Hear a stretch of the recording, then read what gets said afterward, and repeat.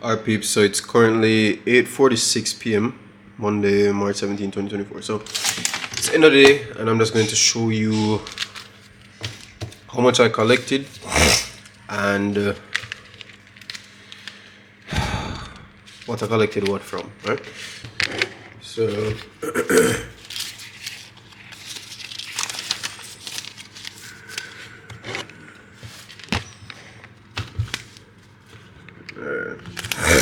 So 1, 2, 3, 4, 5, 6, 7, 7, 5, 8, 8, 5, 8, 6, 8, 7, 8, 8, 8, 9, 9, 9, 1, 9, 2, 9, 3, 9, 3, 50.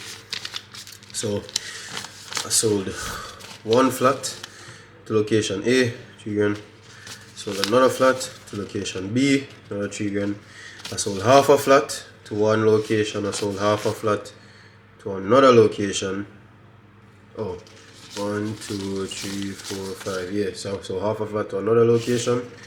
I sold 2 apples, 100, 200, and I sold 1 orange. So in total, that comes up to $9,350 collected for the day.